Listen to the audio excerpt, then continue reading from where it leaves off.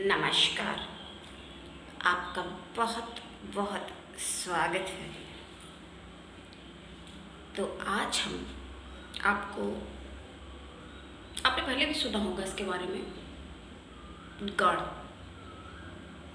मतलब किसी भी व्यक्ति का, मनुष्य का, हमारे ज्योतिष शास्त्र में ये बहुत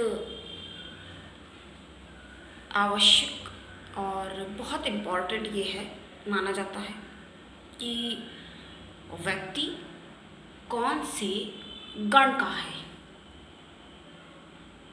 अंतर है इसमें, गुण नहीं क्वालिटी। गुण का मतलब तो क्वालिटी हो गया, मतलब कौन से गण में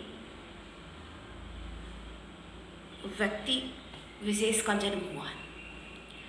तो इसके बारे में आज हम आपको बताएंगे, इसकी जानकारी आपको देंगे। और एक बहुत ज़्यादा इम्पॉर्टेंट जो हमारे ज्योतिष शास्त्र के अंतर्गत माना जाता है वो है करण। बहुत ज़्यादा ज़रूरी है वो करण। कौन से करण में, अब ये कई प्रकार के होते हैं, लेकिन हमें अभी उसकी चर्चा नहीं करनी है। आज हम गण के बारे में बता रहे हैं तो उसका ही बताएंगे। तो गण कौन से होते हैं, ये 3 प्रकार के होते हैं। एक तो होता है मनुष्य गण, इसके बारे में हम आपको विस्तार से आगे बताते हैं। और एक होता है सबसे अच्छा माना जाता है जो कि देवगण। अब लोगों का नहीं होता है पर होता इसमें से ही है। और एक होता है राक्षस। तो हमारी ये वेद का नेत्र है ना, ज्योतिष, तो कई बातें इसके बारे में हम लोग आराम से जान सकते हैं। तो मनुष्य गण में यदि देखो, यहाँ इसीलिए इस एरिया में हम कभी नहीं बनाते, इतना शोर यहाँ पे हो जाता, इसको आप अवॉइड करिए, मेरी बात ध्यान से सुने। तो सबसे पहले मैं मनुष्य गण की बात करेंगे। मनुष्य गण में सबसे ज़्यादा कैसे गुण पाए जाएंगे? मनुष्य अर्थात साधारण साधारण व्यक्ति। जैसे लोग अपना अच्छा बुरा, कभी कभी परोपकार भी करते हैं, तो इस तरह के गुण मनुष्य में पाए जाते हैं। अब राक्षस तो नाम से ही स्पष्ट है, कैसे होंगे गण उसके, मतलब कैसा वो होगा, क्योंकि ये व्यवहार प्रदर्शित करता है ना, व्यक्ति का व्यवहार कैसा होगा, तो कैसा पाया जाएगा। अब राक्षस जिसका गण है तो वो लड़ने में आतुर रहेगा, उसके अंदर क्रोध की अधिकता होगी, असहनशील होगा और कई मामलों में अतार्किक भी हो सकता है। कभी कभी राक्षस जो होते हैं वो तार्किक होते हैं। अब जैसे राहु केतु, इन्होंने सोचा कि हमको भी अमृत मिलना चाहिए। जब मोहिनी रूप धारण करके विष्णु भगवान ने अमृत का वितरण किया और सुरा सुंदरी के चक्र में ये पड़ गए, एक व्यूह बना दिया। तो ये जब इनको मिल रहा था तो एक राक्षस ने उठ के ऐसा सोचा कि अरे हमको मिलना चाहिए, जब देवता इसके पात्र है तो हमें अमृत क्यों नहीं मिलना चाहिए। तो उठ के वो गया तो उसने अमृत पी लिया।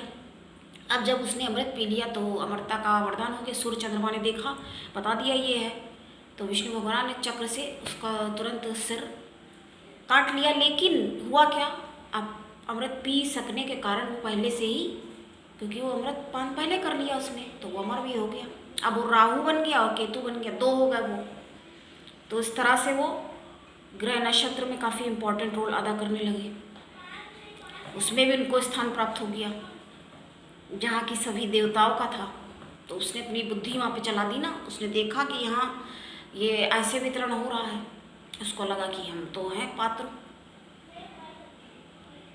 तो ऐसे भी सोचते हैं राक्षस। था राक्षस लेकिन बुद्धिमान था। देखिए, अब हम लोग बात करेंगे देवगण। 3 ही प्रकार के होते हैं, 3 के बारे में आज हमने आपको बताया।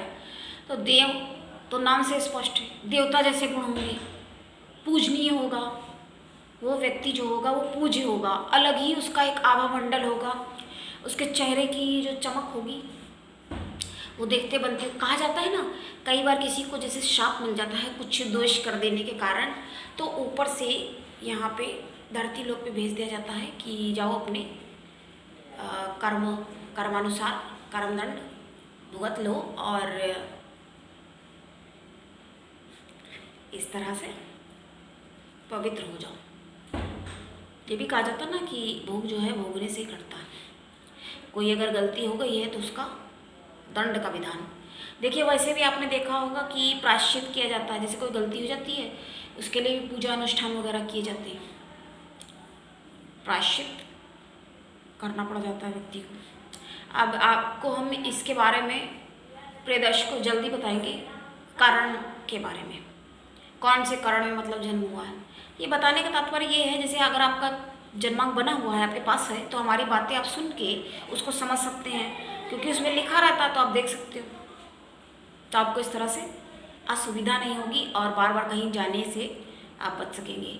और अगर आप हमसे कुछ पूछना चाहते हैं तो आप कमेंट से पूछ सकते हैं, और अगर पर्सनल बर्थ चार्ट एनालाइज कराना चाहते हैं, जन्मांक विश्लेषण करवाना चाहते हैं तो मेरा नंबर दिया रहता है, आप व्हाट्सअप भी कर सकते हो, व्हाट्सअप कर सकते हैं। अगर हमसे मिलना चाहते हैं पर्सनल तो आप अपॉइंटमेंट ले सकते हैं, आप व्हाट्सअप पे अपनी डिटेल कर सकते हैं। और कोई भी प्रश्न, कैसी भी समस्या हो आपको, कलेश है, ग्रह है, क्योंकि ये देखना ज़रूरी है। ऐसे तो हम बताते रहते हैं, ठीक है, अगर आपको अच्छी बातें मालूम है तो, नहीं मालूम है तो कोई बात नहीं, क्योंकि अगर नहीं मालूम है तो कैसे पता चलेगा, प्लेसमेंट कहाँ है देखना ज़रूरी है, इसलिए बोलते नहीं है। तो आज के लिए इतना ही, मिलते हैं फिर नेक्स्ट वीडियो में, तब तक के लिए नमस्कार, जय श्री कृष्णा।